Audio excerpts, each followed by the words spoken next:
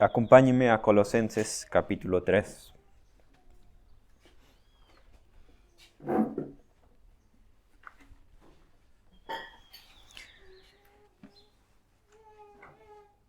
Colosenses capítulo 3. Y quiero leer los versículos 1 al 11. La última semana hemos visto los versículos 1 al 4, pero quiero como repaso, quiero leer los primeros 4 versículos de nuevo. Si ustedes, pues, han resucitado con Cristo, busquen las cosas de arriba, donde está Cristo sentado a la diestra de Dios. Pongan la mira en las cosas de arriba, no en las de la tierra, porque ustedes han muerto y su vida está escondida con Cristo en Dios. Cuando Cristo, nuestra vida, sea manifestado, entonces ustedes también serán manifestados con Él en gloria. Por tanto, consideren los miembros de su cuerpo terrenal como muertos a la fornicación, la impureza, las pasiones, los malos deseos y la avaricia, que es idolatría. Pues la ira de Dios vendrá sobre los hijos de desobediencia por causa de estas cosas, en las cuales ustedes también anduvieron en otro tiempo, cuando vivían en ellas. Pero ahora desechen también todo esto: ira, enojo, malicia, insultos, lenguaje ofensivo de su boca. Dejen de mentirse los unos a los otros, puesto que han desechado al viejo hombre con sus malos hábitos, y se han vestido del nuevo hombre, el cual se va renovando hacia un verdadero conocimiento, conforme a la imagen de aquel que lo creó. En esta renovación no hay distinción entre griego y judío, circunciso e incircunciso, bárbaro, escita, esclavo o libre, sino que Cristo es todo y en todos. Muy bien, hay dos conceptos en la Biblia que deben ser claramente diferenciados, que no pueden ser separados, pero que deben ser diferenciados. Y esos conceptos son la ley moral de Dios y el Evangelio. La ley moral de Dios es un conjunto de normas morales de Dios, dado al hombre en su palabra, que serían básicamente, resumiendo, los 10 mandamientos. Esos mandamientos son un reflejo perfecto del carácter de Dios. Son un reflejo perfecto del carácter de Dios. Sus normas son perfectamente santas y perfectamente justas. El problema es que nosotros no podemos cumplir esa ley porque fallamos. Y el otro problema es que esa ley nos muestra el camino, nos guía, nos muestra el camino que ir, pero no nos da la capacidad para cumplirla. La ley nos guía por el camino correcto, pero no nos provee el combustible para transitar, por así decirlo. Y ahí es donde entra el Evangelio de Cristo. Mientras la ley nos dice el camino correcto, lo que debemos hacer, pero no lo podemos hacer, el Evangelio nos dice qué es lo que Dios ya hizo a nuestro favor en la cruz con la muerte de Cristo. Él cumplió perfectamente la ley de Dios y al mismo tiempo murió por los pecadores, quien Él vino a salvar, y murió en el lugar de ellos en la cruz. Así es que Dios, en el momento que depositamos la fe en Cristo, Él deposita en nuestra cuenta la justicia perfecta de Cristo. Entonces, somos salvos por Cristo, por medio de la fe en el Cristo, y no por el esfuerzo que hagamos por obedecer los mandamientos. Gálatas capítulo 3, versículo 10. Dice Pablo así: que todos los que dependen de las obras de la ley están bajo maldición, pues escrito está: maldito todo aquel que no permaneciere en todas las cosas escritas en el libro de la ley para hacerlas. Entonces sabemos que nadie puede cumplirlas perfectamente. Nadie puede cumplir toda la ley. Ahora, eso significa que la ley de Dios ahora no tiene importancia en nuestra vida, en la vida del cristiano? No, la Biblia enseña claramente que una de las pruebas de que hemos creído en Cristo es que andamos en obediencia a los mandamientos de Dios. Es una prueba. Jesús dijo en Juan capítulo 14, versículo 21, el que tiene mis mandamientos y los guarda, ese es el que me ama. Entonces, la vida cristiana es una vida de obediencia a la ley de Dios.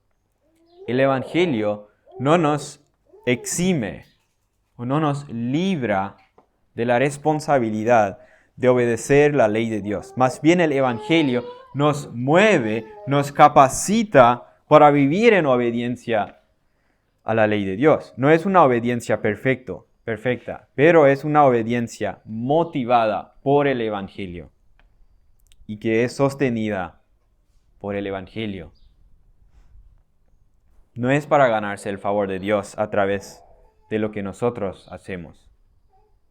Porque eso ya hizo Cristo. No es para ganarnos la salvación. Porque esa compró Cristo en la cruz. Ahora, para crecer en la vida cristiana, ¿qué debemos hacer? Vimos en los versículos 1 al 4, donde Pablo intenta o protege a esos hermanos del ataque doctrinal de los falsos maestros que querían convencer a los hermanos de Colosas de que su salvación en Cristo era una salvación incompleta.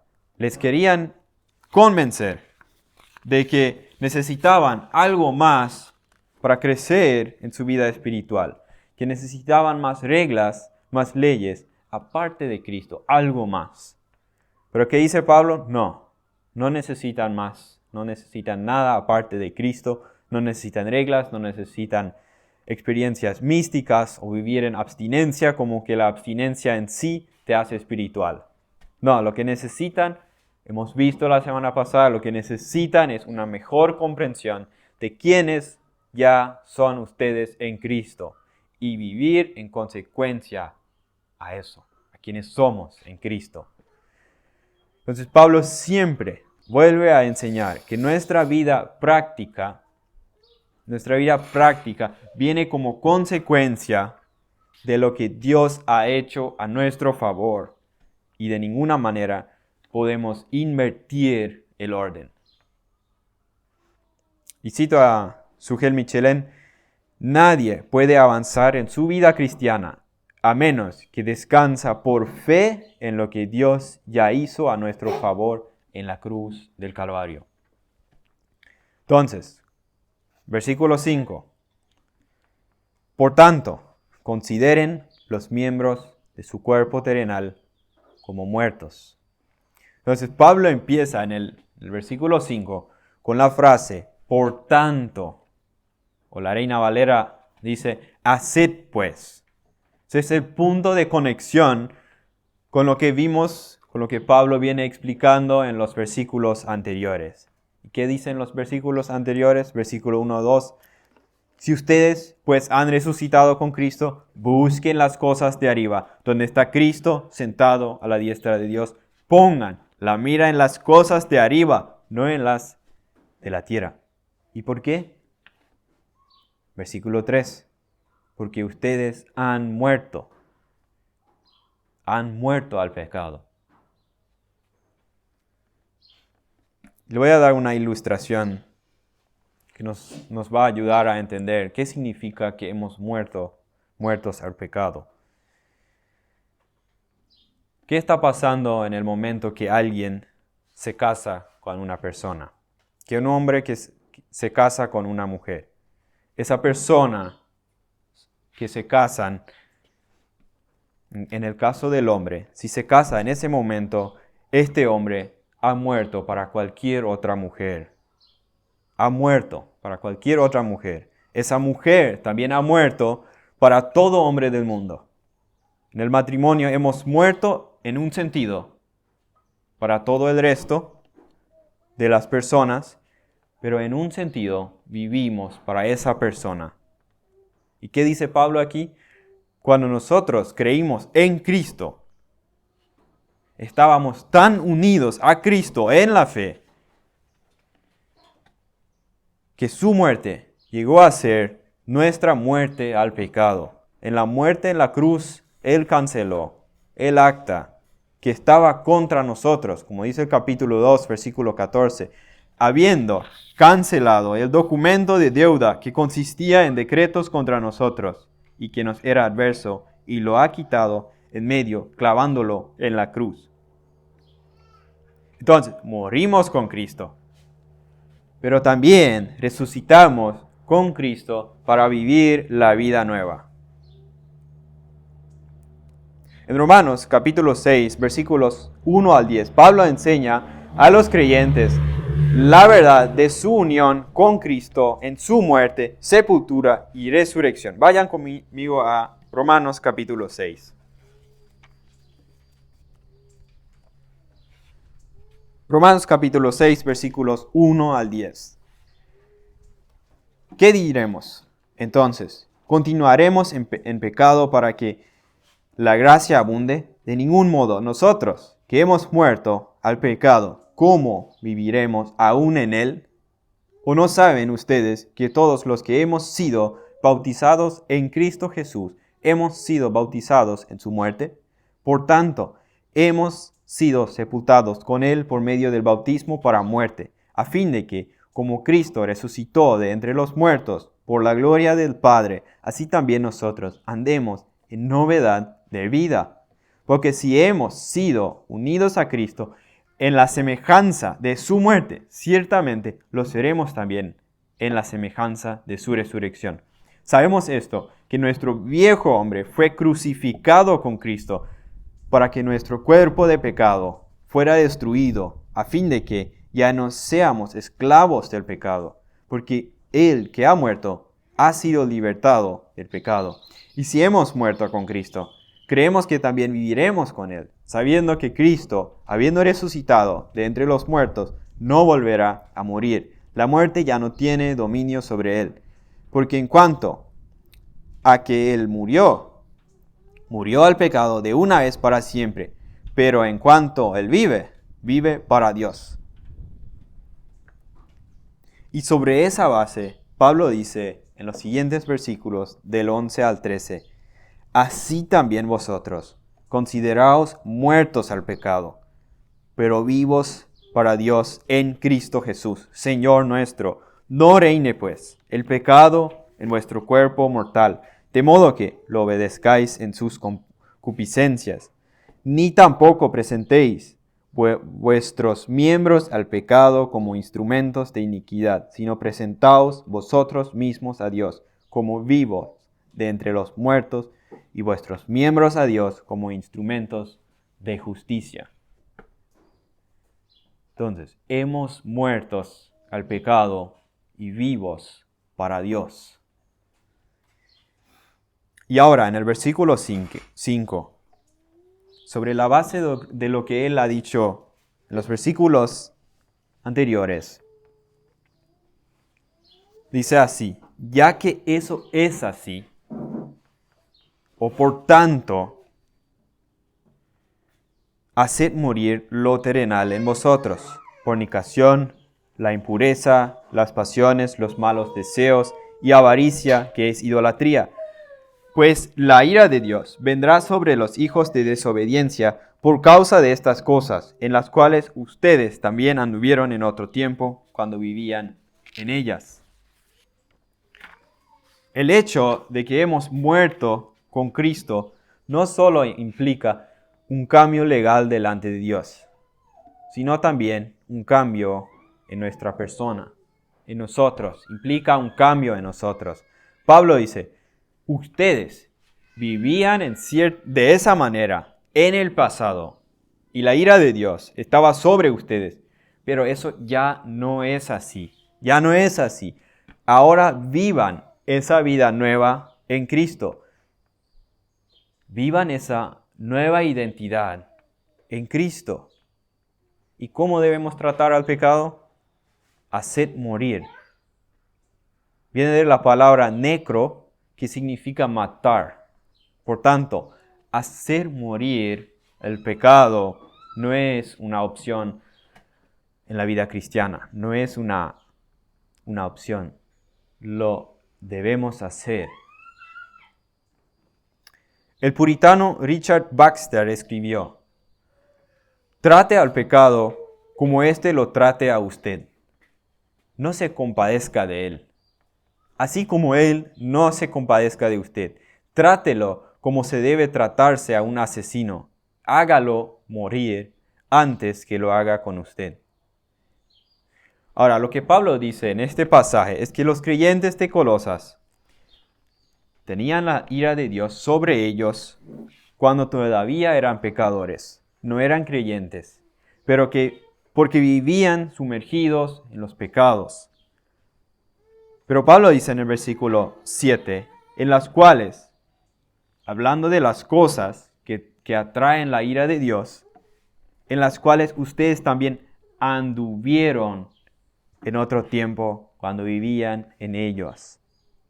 Entonces noten que el texto implica que ha habido un cambio radical, no solo en la relación con Dios, sino también en el estilo de vida que ellos vivían.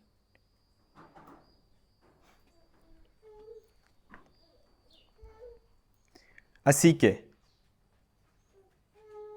Pablo dice, ya no es más así, ya no viven de esa manera. Entonces Cristo murió en la cruz para pagar todos los pecados de sus hijos, pero también Cristo murió en la cruz para ser un nuevo hombre que es creado según Dios en justicia y santidad. Versículos 9 y 10.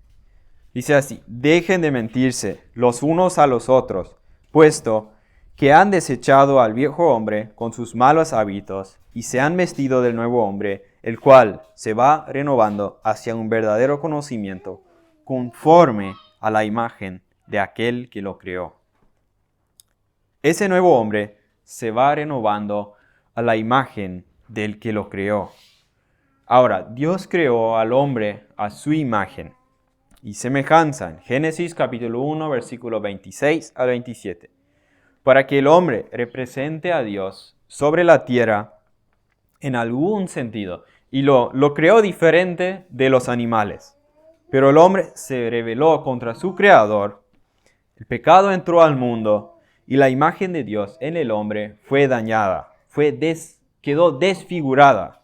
Y esa imagen desfigurada, todas la traemos desde fábrica, desde que nacemos. Y Pablo dice en Romanos capítulo 3 que no hay justo, no hay ni un uno, no hay quien busque a Dios. Y eso habla de ti y habla de mí. Estamos incluidos.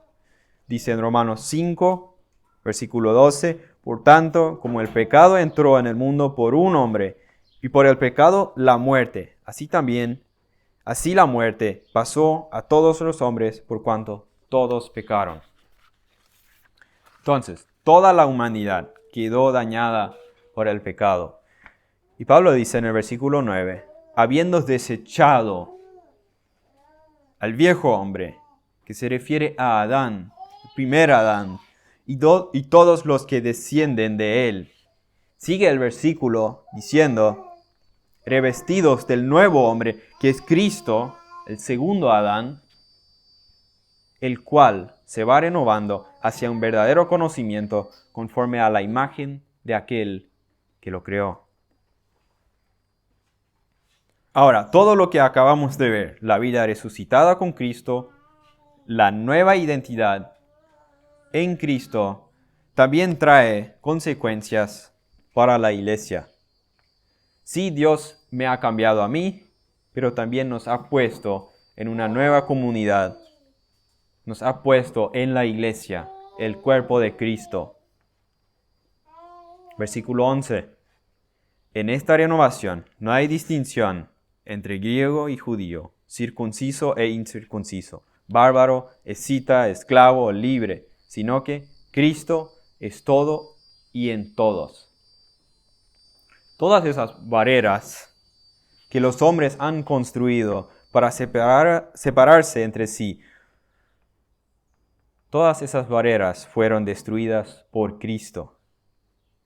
¿Por qué? Porque ahora es Cristo. Él es que está en todos y es Él todo en todos. Todos los que pertenecen a esa nueva comunidad están en Cristo y Él es todo para ellos. Ya no veo a mi hermano a la luz de las diferencias que el mundo impone, sino que le veo como la nueva criatura en Cristo, y eso es independiente de las barreras que el mundo ha creado.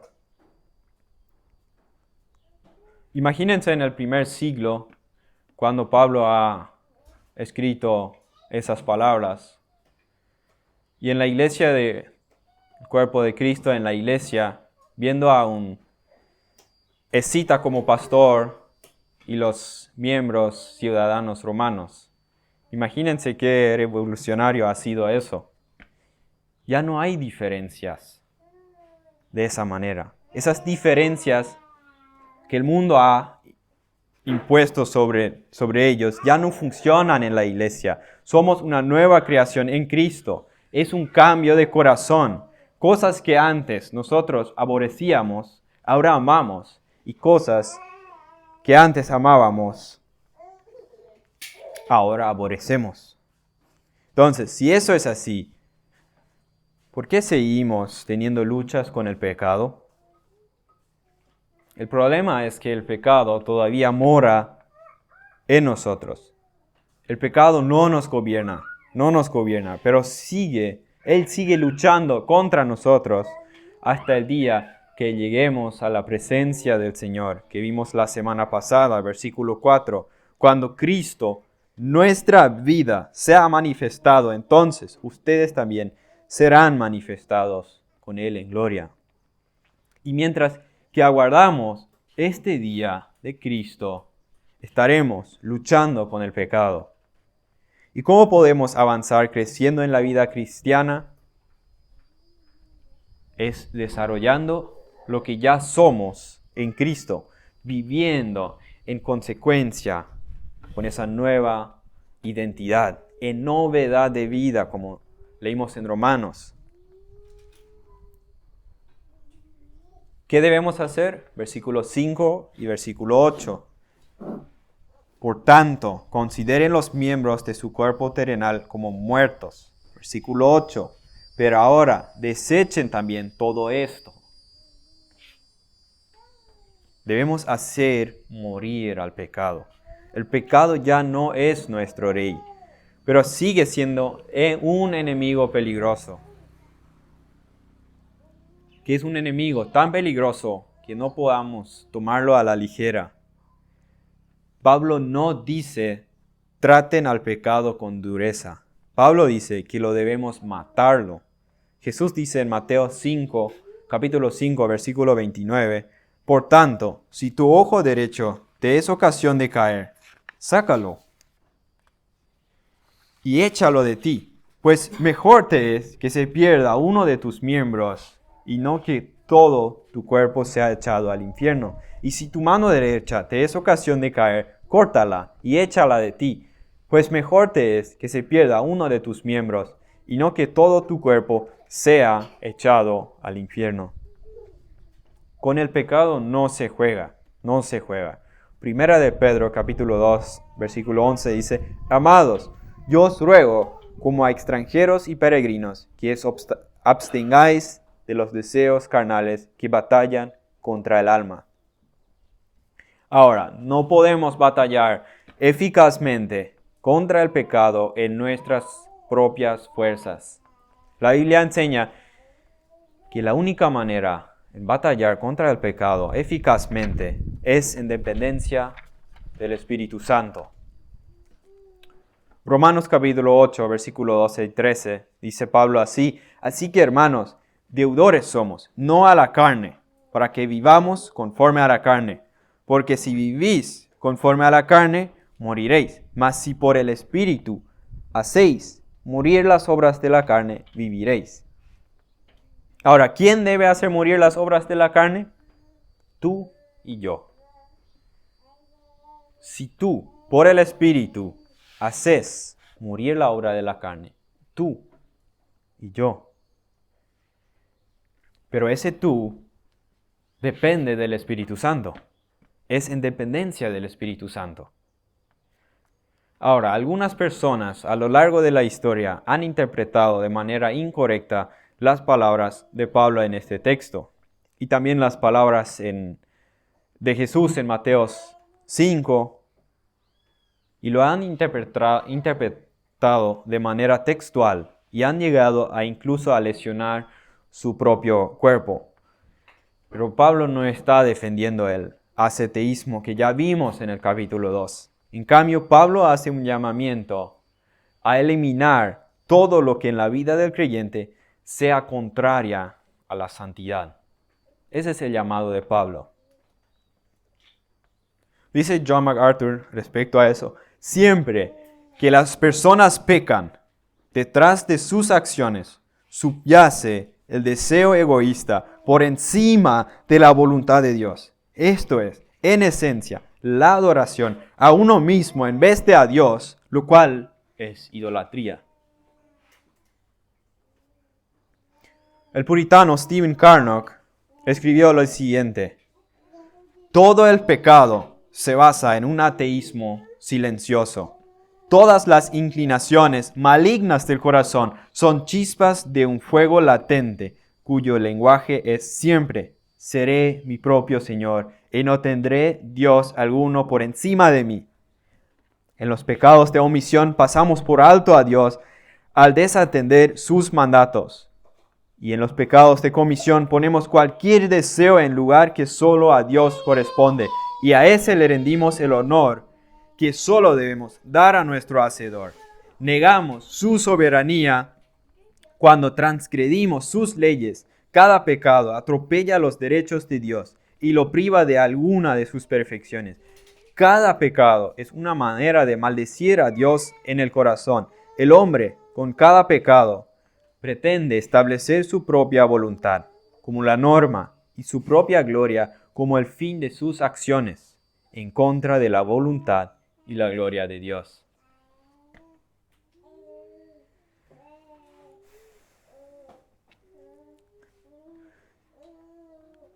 Si hay alguien aquí que está sin Cristo, la Biblia enseña claramente que si estás sin Cristo, estás bajo la ira de Dios.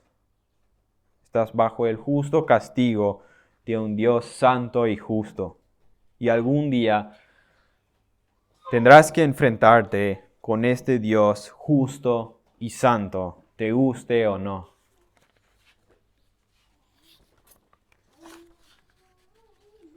Tal vez algunos se preguntan, si Dios es un Dios de amor, Él es amor. Primera de Juan, capítulo 4, dice Juan que Dios es amor. Pero también dice en el capítulo 1, Primera de Juan, capítulo 1, que Dios es luz. Entonces, Él es santo y justo y puro. Y Dios no deja de ser justo para amarte. Tampoco deja de amarte para ser justo contigo. Justamente porque Dios es amor, por esa misma razón Él se aira. Él se enoja, justamente por esta razón. Y le voy a dar una ilustración. Si un hombre llega a su casa un día para descubrir que alguien ha herido a toda su familia, y al descubrirlo, este hombre no se enoja, no se indigna, ¿qué concluiríamos? Que ese hombre no amaba a su familia.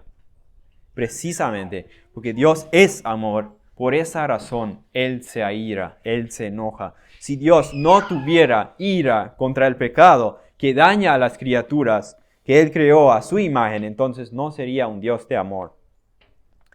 El verdadero amor no puede ser indiferente a la maldad. Justamente porque Dios es amor, muestra su ira contra toda manifestación del pecado. Y Dios va a castigar todo, absolutamente todo pecado o el pecado ha sido castigado, pagado por Cristo en la cruz. Entonces, esa invitación está abierta para todos y cada uno. Si estás sin Cristo, puedes venir a Cristo en arrepentimiento y fe, descansando únicamente en Cristo y lo que Él ha hecho en la cruz del Calvario. Es en Cristo que nos podamos acercar confiadamente al trono de la gracia para alcanzar misericordia y hallar gracia para el oportuno socorro. Hebreos capítulo 4, versículo 16. Ahora bien, ¿cuál es la solución para todos los pecados mencionados en este texto? Es el Evangelio de Cristo. Como hemos visto, la solución a ese problema no es el legalismo, no es el misticismo y tampoco el ascetismo. La solución es el Evangelio de Cristo. El Evangelio nos lleva a Cristo y nos lleva a buscar solo en Cristo lo que solo Él puede dar.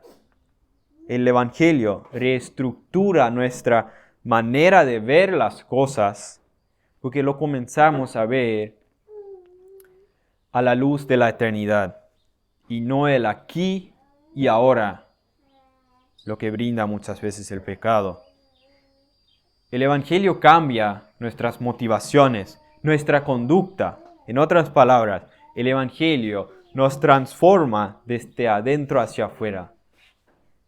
Nos cambia desde adentro hacia afuera. En la medida que vamos conociendo el Evangelio, es que estamos creciendo en nuestra vida espiritual. Entonces, los creyentes pueden luchar eficazmente contra el pecado porque hemos recibido por fe los beneficios de la obra redentora de Cristo en la cruz. La obra de Dios viene primero y nuestra vida cristiana es una consecuencia de la obra de Dios. Los creyentes pueden vivir de cierta manera porque ya fuimos aceptados delante de Dios en virtud de los méritos de Cristo. No vivimos de cierta manera para ser aceptados por Dios. Fuimos aceptados y por eso vivimos de cierta manera. Y ese orden bíblico no podamos invertir. Es la obra de Dios primero en nuestra vida y después nuestra vida cristiana. Es solo en Cristo que tenemos todo. Es en Cristo que podamos luchar eficazmente contra el pecado. Y no es en abstinencia, no es en algún legalismo o moralismo. Es en Cristo que estamos completos. Y en Cristo que podamos luchar eficazmente contra el pecado. Amén.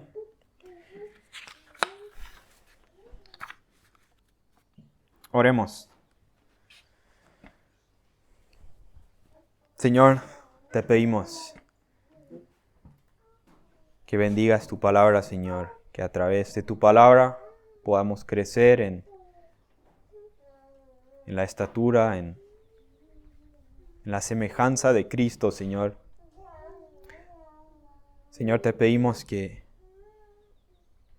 podamos vivir nuestras vidas cristianas siempre dependiendo de ti, dependiendo del Espíritu Santo, no de nuestras fuerzas, sino dependiendo de ti. Ayúdanos a reconocerlo cada día y a profundizar en el Evangelio.